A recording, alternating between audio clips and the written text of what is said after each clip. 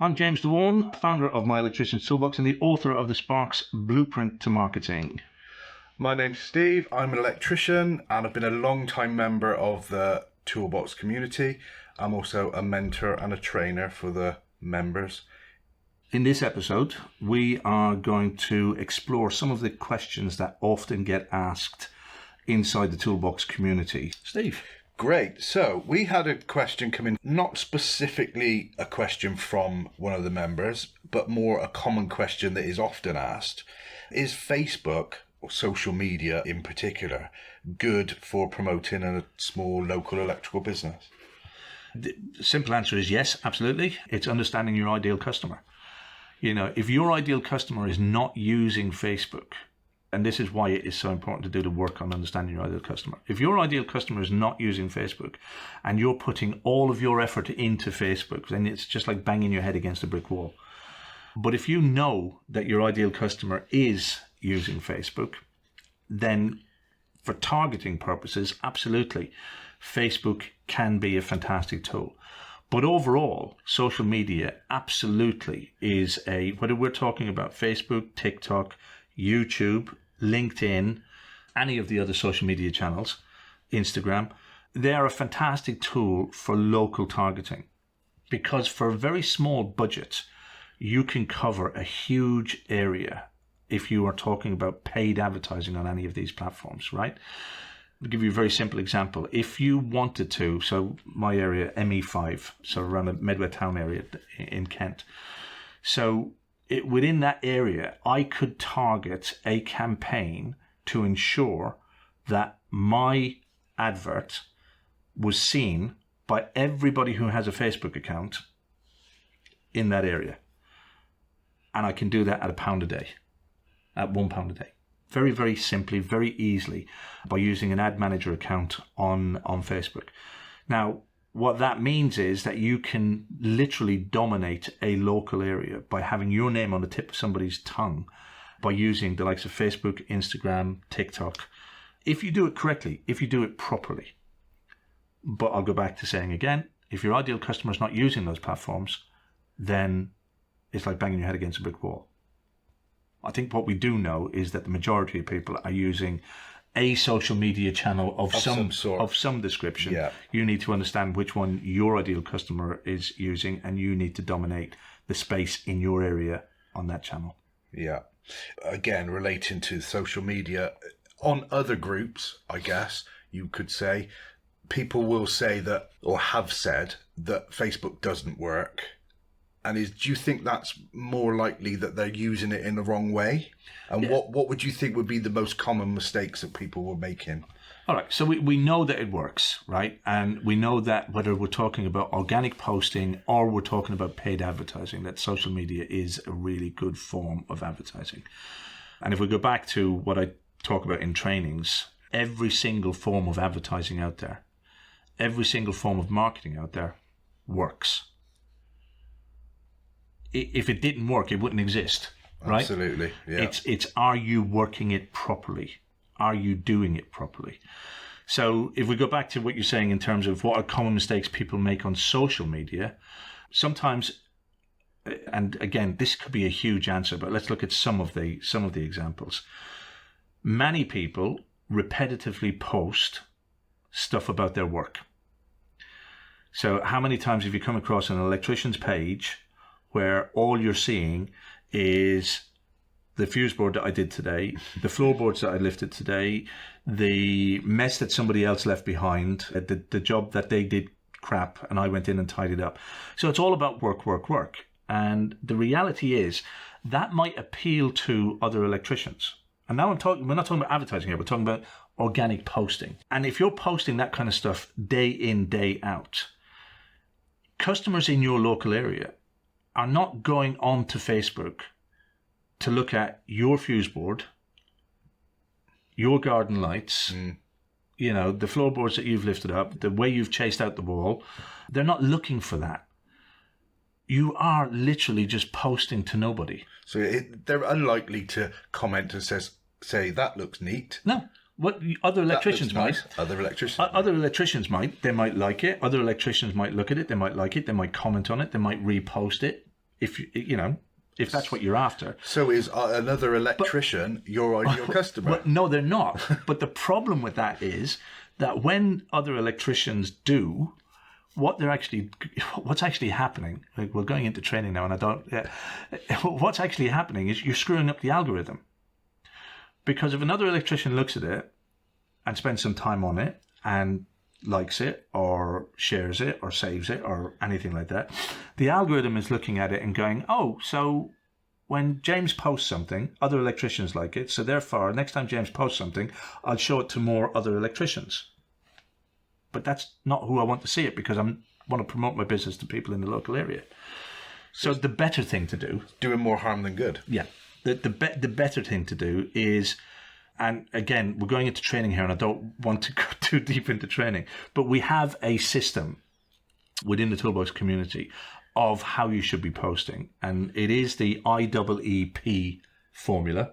It's about posting something that is of interest, something that is educational, something that is entertaining, and then something that is promotional about your business. As I said, the problem is everybody just posts promotional stuff. And when I say promotional stuff, that's the one. Have a look at my garden lights, have a look at the neat fuse board I've done, have a look at the floorboards I've lifted, and blah, blah, blah. Those are promotional posts because they're telling people how good you are at what you do or promoting your business. But when you look at the interesting, educational, and entertaining, you need to be thinking about what is your customer, what is your ideal customer likely to be interested in. I'll give you a very basic example. If your ideal customer has an interest in rugby, and you know that many of your customers are interested in rugby, then it would be of interest to them to know about rugby fixtures or what's going on in the world of rugby, right? So that's a post of interest. You can troll the internet and you can find posts that you can put onto your page that are interesting to your ideal customer. And now I've got, again, the mindset issue, because I know many of you will be looking at the camera and going, but I don't like rugby. It's not about you. If you want your ideal customer to look at your posts, to comment on your posts, and to share your posts, then you need to be posting what they're interested in. And this, again, mindset shift. What happens when your ideal customer likes it, shares it, comments on it, is the algorithm goes, oh, this is the type of person. So let's say Fred goes and he presses comment, share, whatever it is. So the algorithm now goes, oh, so people like Fred are interested in these posts, okay? So now the algorithm is pushing your post out to people who are like Fred. And of course, every time you post, Fred will be seeing your post. So what that does is it means then when you post promotional stuff, they're going to go, when James has posted this type of stuff before, Fred and people like Fred have been interested in it. So he's now posted one about his business. The algorithm doesn't care. It pushes it out. So now more people are aware that James exists. More people are aware that my business exists. Did that make... We've probably gone in a little bit more in depth than I would have intended to. It does give an outline to the fact that Facebook does work. Facebook works, but people are using it the wrong way. Yeah, absolutely. And another thing that they're doing wrong as well, just a little bit more depth to the question, is when they start using other people's groups. And we hear this all the time. You only find price shoppers in these groups. Or by the time I get in and say that I can go and do the job, there's been 6 other electricians been in and said that they can do the job, and so on and so forth. And that's using groups wrong. That's a grabby mentality. That's a, use me, buy my stuff mentality. And that's not how you should use other people's groups. When you're using other people's groups, and there are many different local groups, communities that are set up, that will allow you to promote your business, that are for various different functions in a community, but people will then say, oh, do you know an electrician, or do you know a plumber, or do you know a decorator, so on and so forth. And the way to use those groups is to be the helpful person, not the grabby person. So when Mrs. Smith types in the group and says, oh, my lights aren't working, well, instead of jumping in and saying, yeah, I can come around, I can sort that out, I'm the best electrician in the area, jump in and ask a couple of questions. How can I resolve that problem without trying to sell anything to her? And when you start doing that, you will build a reputation of being helpful rather than being grabby. While all the other people are being grabby and trying to just get work, people will see you as being the helpful individual. And it's a long play. It's instead of looking at the short term, oh, I could get a couple of quid here by doing this job. What you're doing is you're building a reputation, and then people will promote and advertise you without you having to promote and advertise yourself. Because if you're the one that's constantly helping people, and again, for example, somebody might ask a question that's not electrically related.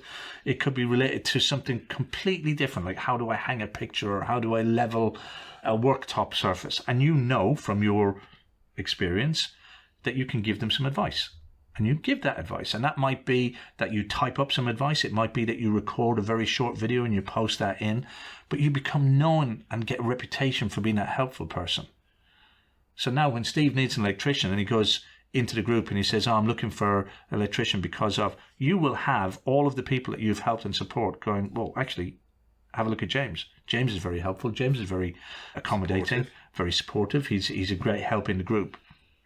So it's using, we were talking about how people don't use it properly or the mistakes that people make. Those are the mistakes people make. And then they go away going, oh, buy my stuff, use my service, and then wonder why the group doesn't work or why they're not getting any work from social media.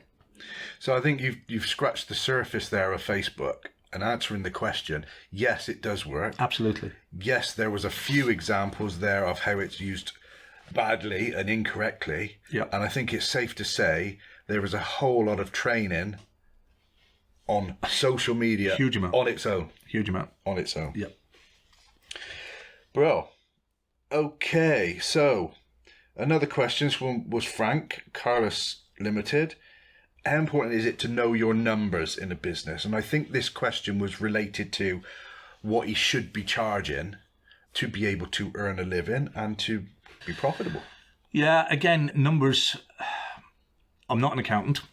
Let's get that one out there, first of all. But understanding what you're charging, if we take that on its own for the moment,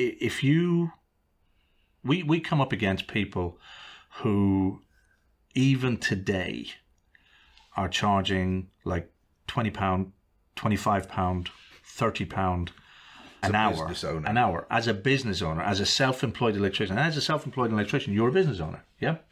And they're charging those kind of numbers on an hourly rate. And then they're wondering why they're not making any money. And they're doing it because of a number of reasons. One, they look a lot around their local area and they see what everybody else is charging. And they think to themselves, well, if I charge a little bit less, I'll get all the work. That doesn't work. That's one way that people set up their pricing, yeah. The other thing they do is they'll go, well, as an employee, I was earning £20 an hour. So if I go for £25 an hour, I'm going to be a freaking millionaire. Because now I'm getting £5 an hour more than I was getting when I was working. Absolutely. Right? But what they don't do is they don't analyze or look at the cost of being in business. And we were at a meeting yesterday. We went through this exercise with just one individual. And they've got a reasonable business. They've got two employees in that. But we were able to discover that it cost them in the region of £74 an hour to be in business. That's when you take everything into account, it was costing them £74 an hour to be in business. And that's working an average of a six hour day. So if they were charging £60 an hour, right, they're losing money. But without going into your figures, now you think about this, if you are one of these guys who are charging £25, £30 an hour, have you analysed, have you looked at what it costs to do business? And you need to know it down to the hour. You need to look at, what am I spending on fuel? What am I spending on insurance? What am I spending on vehicle maintenance? What am I spending on my registrations, be it NIC, EIC, NAPIT, whatever? What am I spending on salary?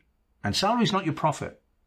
You know, salary is your income. I had this conversation with someone the other day as well. We were talking about what kind of profit you were having in the business. He was like, well, isn't that my salary? I was like, no, that's your wage for doing the job that you do.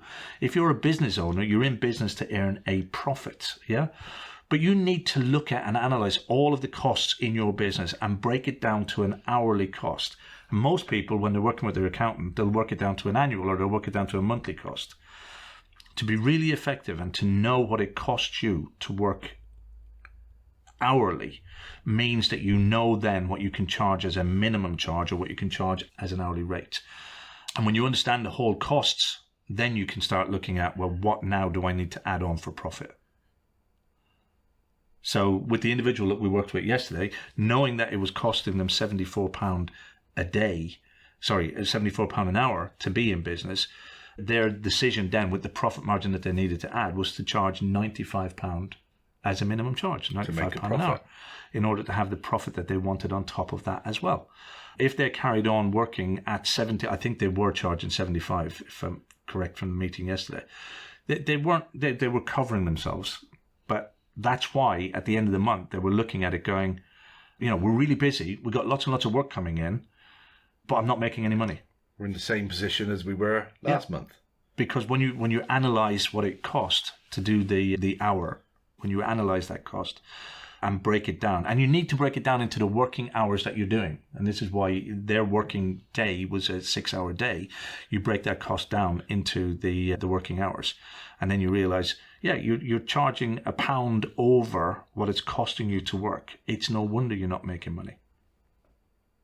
Absolutely. Hugely, hugely important to know what your numbers are. And by the way, that's only one part of your numbers. Yeah. There's a lot to, and like I said, I'm not a qualified accountant. I'm not looking to proclaim that I know everything about it. But one piece of advice I would give you is get a freaking good accountant.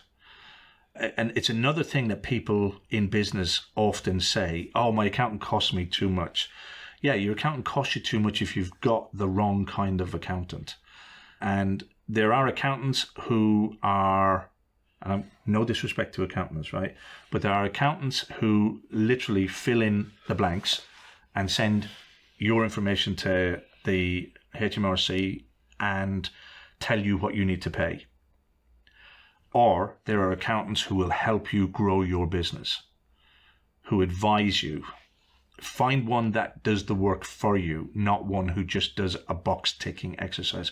Because the one who's doing a box ticking exercise, they're costing you money. They're a cost.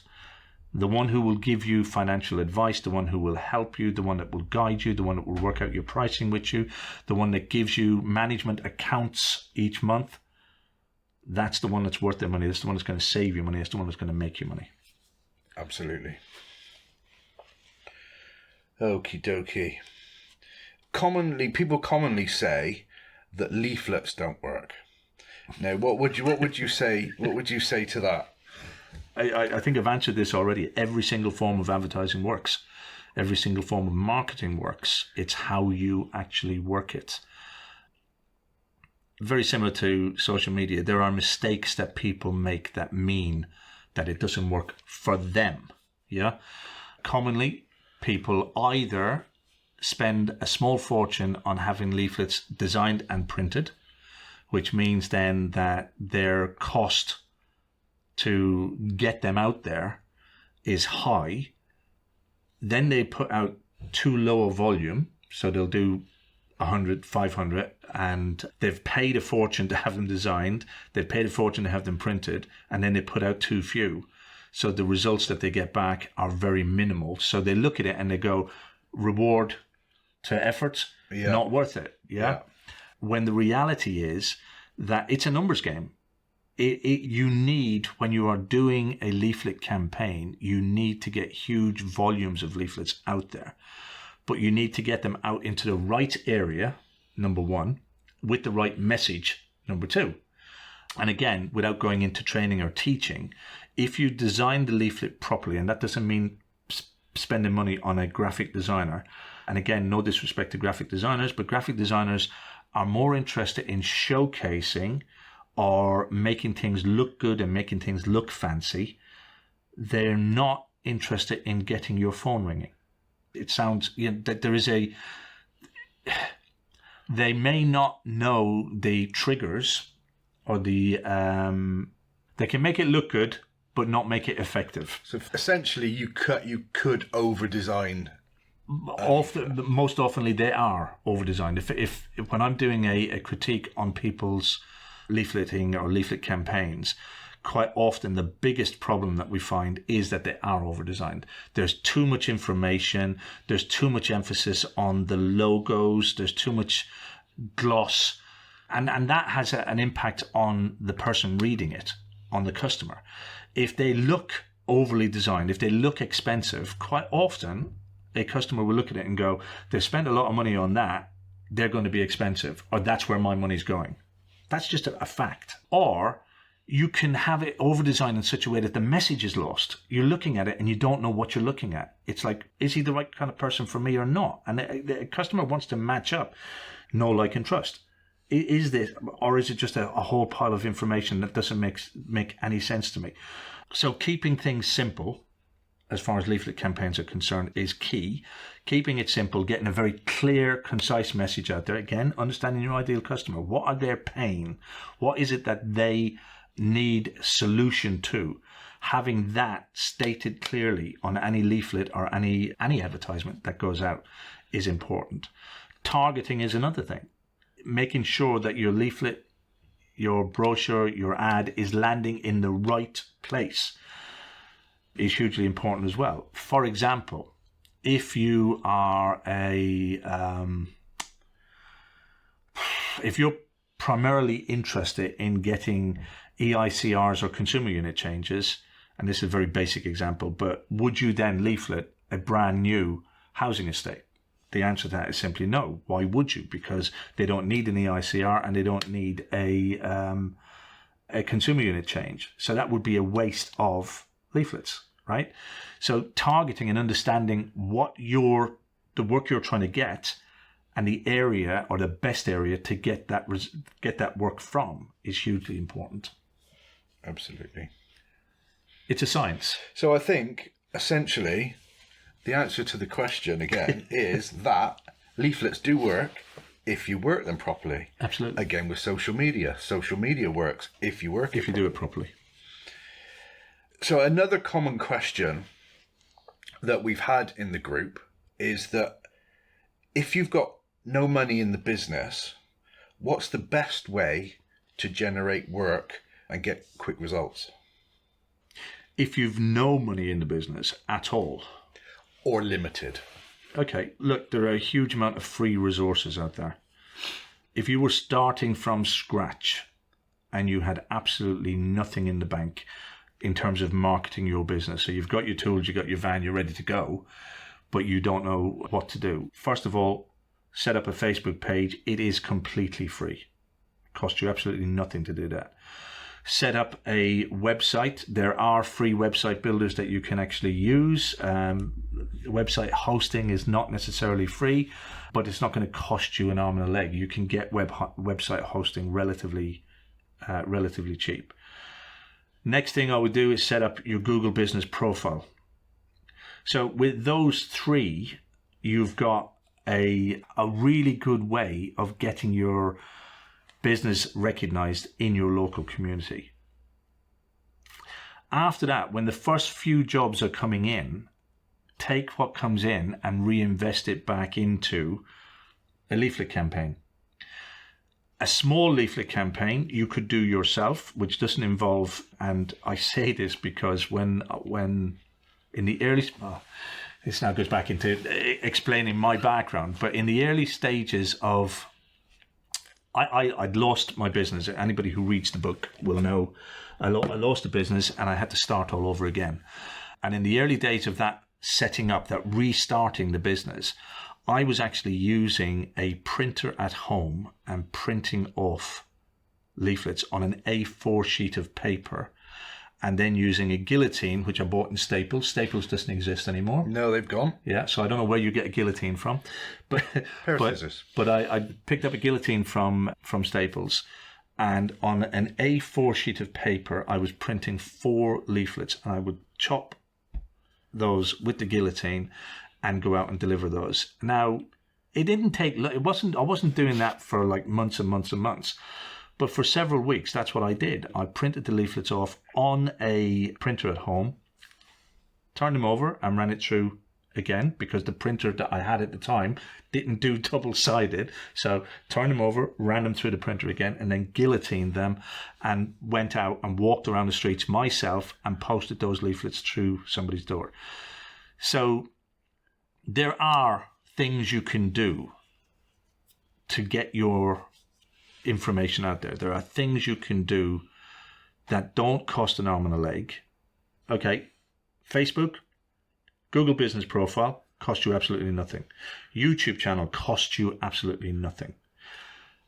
Then website, small cost to that. Leaflet distribution, do it yourself for a very small fee. Or if you have a few quid in the bank, if you've got a little bit of money, a little bit of seed money to get going, then use an online printer and have them print off 500, 1,000 leaflets for you and start getting them out. Start moving them out in your local area. And then as more money comes into the business, look at your local community magazines.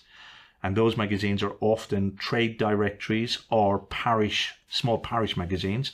And you can spend anything from £27 a month to £127 a month to get an ad in one of those. But those are very effective as well. And there is a proper way to do that. But yeah, that's the advice I would give for somebody who has no or low seed money to get started. So essentially you can with limited cost, but a bit of effort and a bit of ingenuity, you can get back on your feet and get going again. Absolutely, very easily. And you know, without naming businesses, don't get trapped into any of these organizations that call you and tell you they can get you to the top of Google, or they can get you X number of leads per month. It's tempting in the early stages of business. You want to have that work. It's tempting to go and get involved with these organizations, which may very well give you a little bit of work for a while. And we know this historically, the work starts drying up.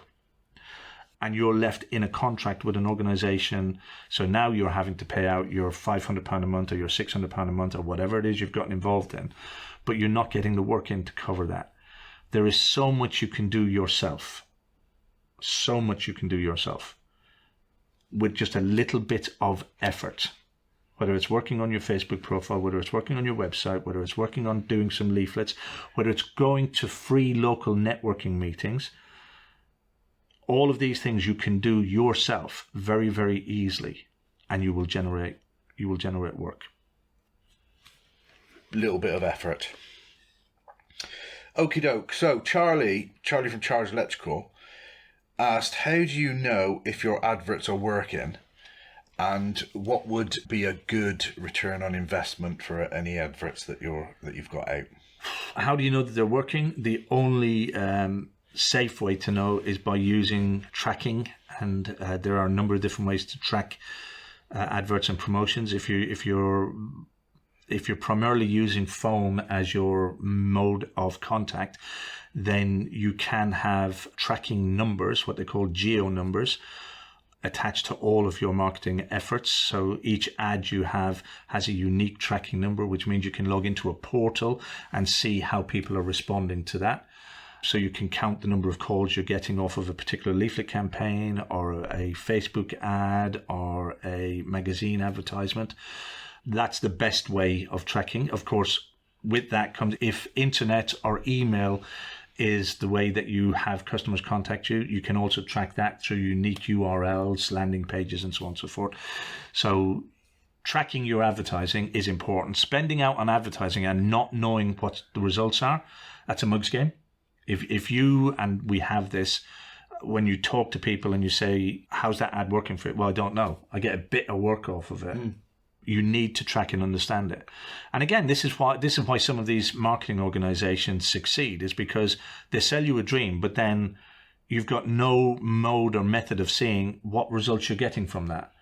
And they shy away from this. If you ask for a tracking number to be put on your advertisements, they shy away from it because they know that you can tell whether the fee that you're paying them is value for money or not. Yeah. But when you use tracking numbers or tracking URLs, you know what's working, what's not working, which means you can make decisions based on that.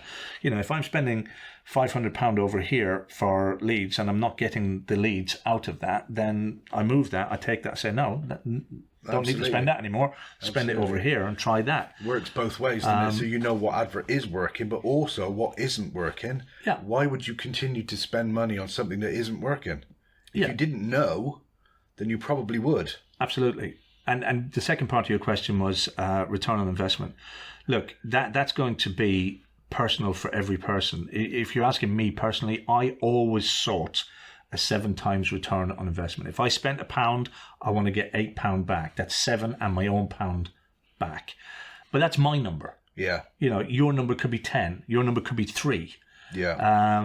So if I looked at an advert, for me, if I spent £1 on that advert and I got £8 back, I will just keep running that advert. I'll just keep doing it and keep doing it and keep doing it because I know I'm getting the return that I want on that.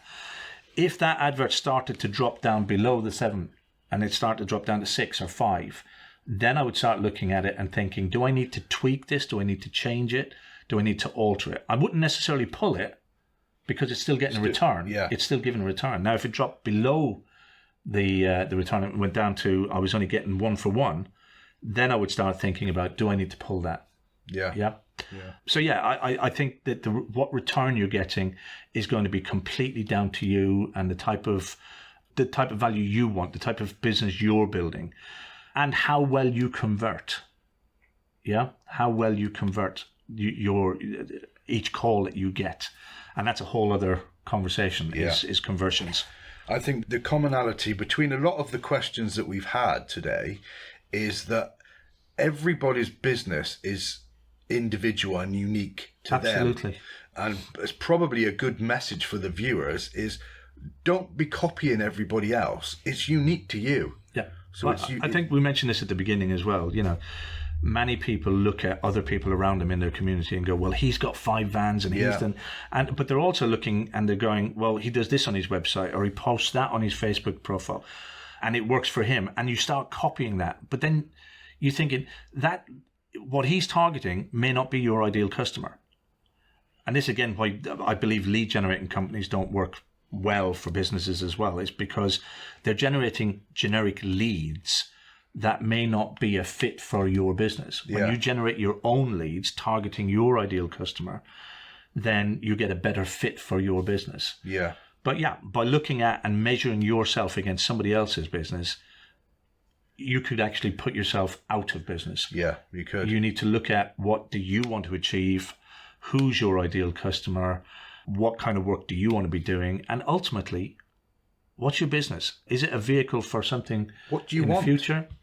Or is it a revenue earner? Yeah. That's it. And if you start copying other businesses local to you, you're all doing the same. How do you stand out to get those to get that work? You're all going to be the same. We're trying to attract the same person. Yeah. There's not going to be enough to go around. Okie dokie then. What have we got here? More of a question that is from customers, I guess, in general. What would you say was the biggest issue for somebody looking for electrical work? Oh, so somebody who's actually looking for an electrician. They're looking for an electrician, so they may be looking through a local magazine and found an advert. What's their biggest issue having decided to call this person? That's a very open-ended question because, again, many customers have many different issues. But one of the recurring complaints that we get from customers, or we understand from customers, is communication. And that starts right from the beginning of a relationship with a contractor of any description. The number of times that you turn up to a customer's door and they say, well, you're the 3rd electrician that I'd called, but you're the only one who's shown up. That's the beginning of the whole communication failure thing, is when somebody makes the call, a customer makes a call for an electrician, and that electrician says, yeah, I'll be around on Tuesday at 5 o'clock to do a quote. And then they don't turn up on Tuesday at 5 o'clock, right? That's a failure of communication. when you then, the other side of that, or the next step from that, is you do turn up for the quote, and then you say, I'll have the quote out to you in 24 hours. And then the customer's chasing you 3 days later, 5 days later, saying, I haven't received my quote. Still haven't sent the quote. Failure of communication. So, and then a step on from that is you're working for the customer and something crops up on the job. There's an alteration, there's a change, there's a delay. And you don't tell the customer, you just plod on. And you don't tell the customer. And now the customer's like, well, you said you'd be out in 3 hours, right? But you're still here. Well, lack of communication, yeah? Or the customer then steps in and asks, well, while you're here, could you just, right? And you go, yeah, I could just, and you do it. And then at the end of the day, you hand the customer an invoice that has that, can you just add it onto it? And the customer's like, well, I didn't know that was going to be added, right? Lack of communication. So I think the big thing for any person looking to employ an electrician, looking to hire an electrician, is this failure of communication. And if you can, as an electrician, as a tradesman in general, if you can nail communication across the board, you'll never have a problem with customers. No. And it'll go a long way to building a relationship Absolutely. with that customer. And that starts from the minute you pick up the phone. Yeah. That starts from the moment they interact with your business, is knowing that they are going to be dealt with properly and that there's going to be good communication throughout. So I think that's probably one of the biggest things. Thank you, James. Please do like, share and subscribe, and we will see you on the next episode.